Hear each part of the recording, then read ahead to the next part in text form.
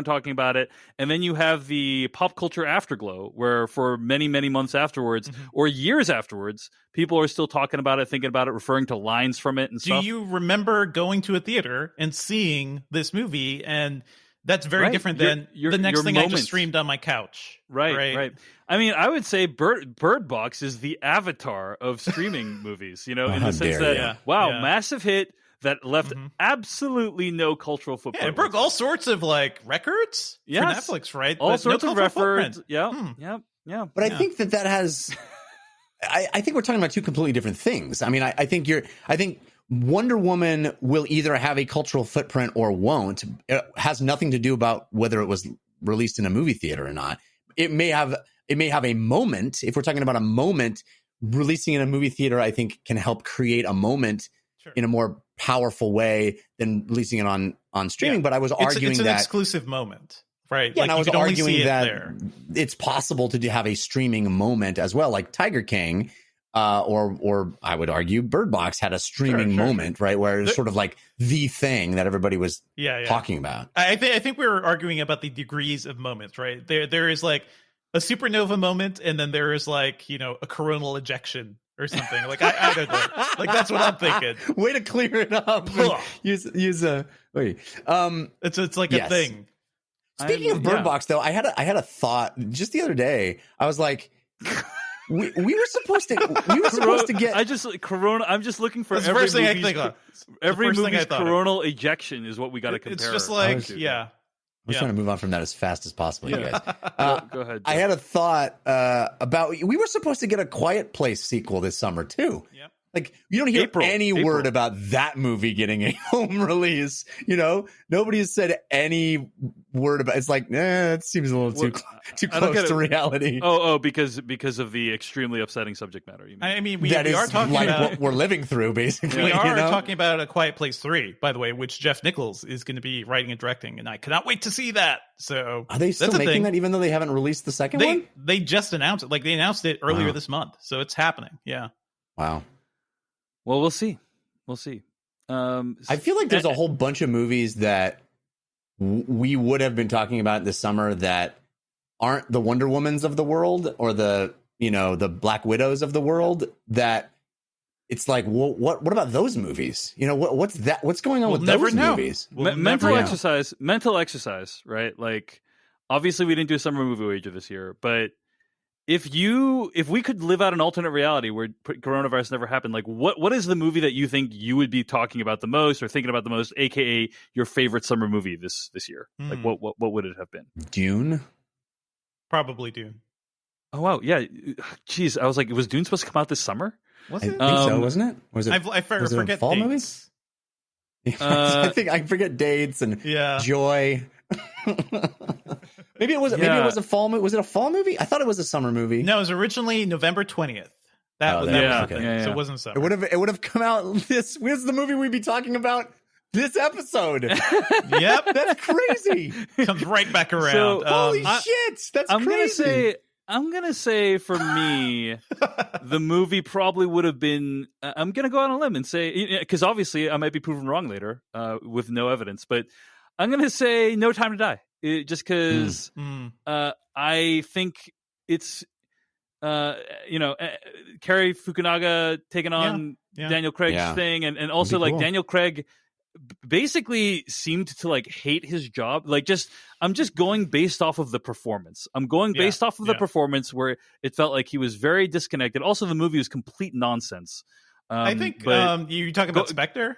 Spectre, that's right. Yeah. I mean, I think he read the script, right? I assume he read the script for that movie. There was a script. He was like, anybody did. I got to do this. I guess I have to do all this shit. Okay. Yeah. So it's like, is this, the Daniel Craig years of Bond have been a mixed bag at best. Yeah. Good year, bad year, good year. We're on a good year now. But this could have been a good one. This could have been a good one. This would have been the thing that ties it up. And, Casino Royale will always have a special place in my heart. And I'm like, maybe this is the movie that's really going to bring it home. It's going to redeem the crimes of Quantum of Solace and Spectre. And, maybe it's going to all be better. And so I think there's a chance. And we'll see. I think you're forgetting about the most important film we lost this summer. And what's that, Devindra? F9. Fast and Furious 9. It's true. Yeah. It's true. It was, I think that was also the first movie to get the fuck out of Dodge. Yeah, I think that was the first movie. It was like, we were all being like, man, what do you think about this? And F9 was like, we're delaying a year. And everybody was like, well, that seems pretty extreme, F9. And like, no, we know. We've been to the future. We know what's happening. They have cars that can travel to the future.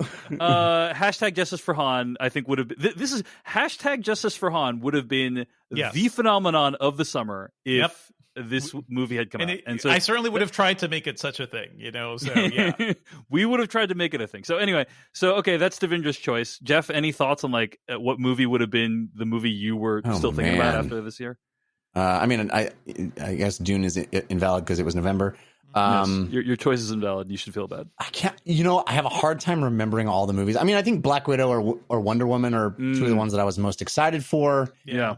But I feel like there's a whole number of them that I just don't even remember what was supposed to come out at this point. I'm really unsure of Black Widow, by the way. Like, Jeff, I know you've seen nothing from what that movie actually is, but so much of it looked like, is this just a direct-to-video Marvel movie?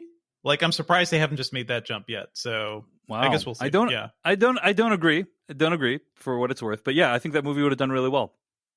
Certainly well. Yeah. Yeah. And Jeff, you probably haven't seen the trailer for Black Widow, but let's say they pair her up with some cool people in the movie. Ooh, so that's exciting. There's some cool people that she does some action things with, and I'm excited about that. So shocking. Yeah. I think we will one day see it. The other thing, by the way, that I wanted to mention about this whole Wonder Woman thing is, we are judging their decision to release. Many people have judged this decision. They've said, "Oh my gosh, what a disaster for cinema!" Blah blah blah.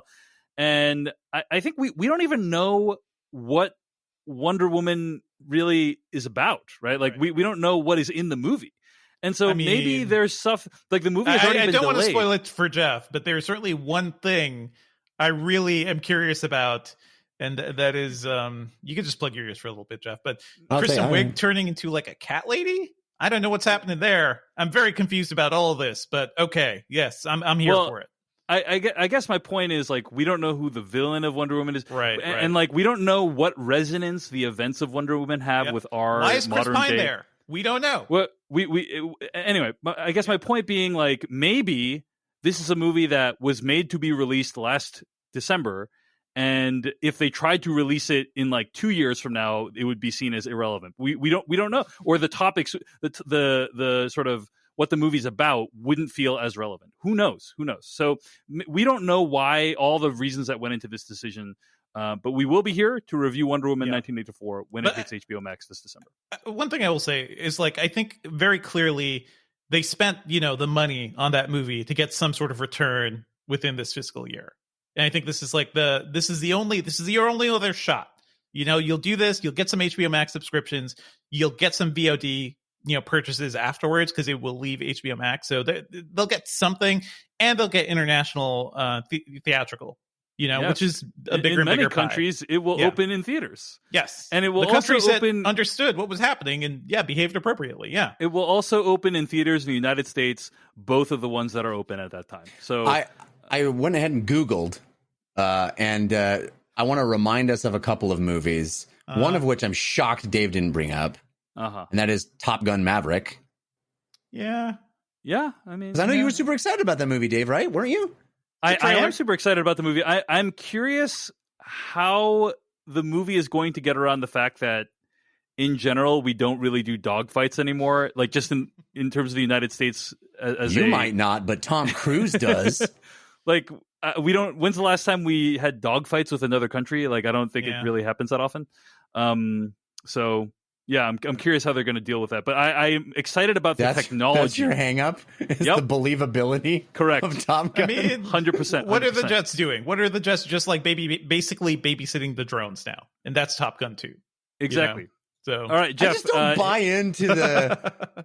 into the conflict in the Top Gun franchise. If there's one thing I watched Top Gun for, it's the geopolitics, Jeff. So yeah. All right, Jeff, hit us up with a couple movies, and we got to go to a break. Oh, sorry. Ghostbusters Afterlife. Genuinely curious about. Sure. It was supposed to have come out July 10th. And then Free Guy. which could have been a real sleeper. I think it could have been that fun R-rated like Deadpool movie, supposed to have come out July 3rd.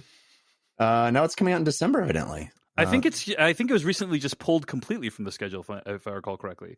But it was pushed to December, and now I don't know what's going to happen to it. So, anyway, the alternate universe of if coronavirus hadn't happened, the movies that we would have been in love with. But we will be talking about Wonder Woman and hope that it has a great cultural moment this December. Hey, I'm so excited to talk to you right now about our sponsor, HelloFresh. Why am I excited? I love HelloFresh. I use it every single week. Just tonight, I cooked a meal using HelloFresh, the service where you get fresh, pre-measured ingredients and mouth-watering seasonal recipes delivered right to your door. It's America's #1 meal kit. It's the one I love the most. It's so simple. It's so easy. It adds variety into my menu. It allows me to be awesome and provide for my family, be the cook, be the chef. I feel like I learned a new skill having used HelloFresh. I love that it takes away all the pain points from cooking. Did I like picking out meals? No, I did not. Did I like going to the grocery store and buying the ingredients for those recipes? No, I did not. Did I like having extra of all those ingredients going bad in my fridge because I didn't need that? I just bought a small amount of what I needed was a small amount for a recipe, and then it goes bad in my fridge. HelloFresh gets rid of all those problems. You can get a wonderful home-cooked meal on your dinner table in about 30 minutes. The recipes are easy to follow with simple set steps and pictures to guide you along the way. Even an idiot like me can cook. The ingredients are pre-portioned, so there's no undue waste. Over 90% of the ingredients are sourced directly from growers to ensure peak flavor and ripeness. And it's sustainable. It's the first global carbon neutral meal kit company.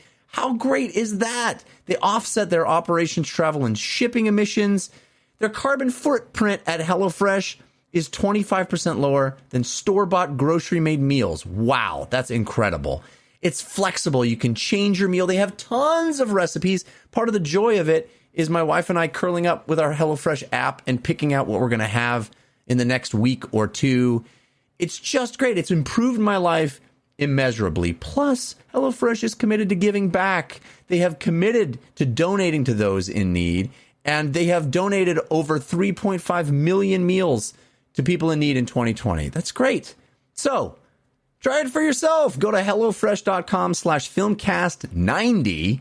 That's Filmcast and then the number 90, and use promo code Filmcast90 to get $90 off, including free shipping. That's amazing. HelloFresh.com/Filmcast90 and the promo code Filmcast90 to get $90 off, including free shipping. Try it. It'll change your life. All right, let's get to what we've been watching, gents. So, Jeff, let's start with you. You've been watching a few things that are cool. I have. I want to start with a Netflix series called We Are the Champions. Have either of you seen this show yet? No. Netflix has been promoting it nonstop on my personalized experience. And of course it has. There's no more Dave Chen show in existence than this. Well, it looks interesting, but there was like another show that came out recently that was extremely similar to it. It's like basically like weird sports around the world, right? Yes. Yeah. Now, in order for me to talk about this show in the way I would like to, I'm going to need to spoil. Home Game, by the way, was another. There's a movie there's a show called Home Game that was like extremely similar, and I'd watched a couple of those, and I was like, this is pretty good, but I don't know if I want to watch another whole one of those. Indeed, the premise is that it is each episode focuses on competitions that are real. They're not staged for the show in any way at all. It's not a reality show in the sense that it is invented competitions and bringing people in. It is more of a docu-series about these things that already happen all around the world, and they focus on the people that compete in them, and then focus on a competition that happens in these strange sports, like competitive chili eating, like the hottest chili peppers in the world, people competing in eating the spiciest, most insanely hot chili peppers, or competitive hairstyling, or competitive yo-yo, which I know, Dave, you actually made a short film about. So I was wondering if perhaps you'd seen that. But they're all interesting. It's done very self-serious, and it's almost like the old style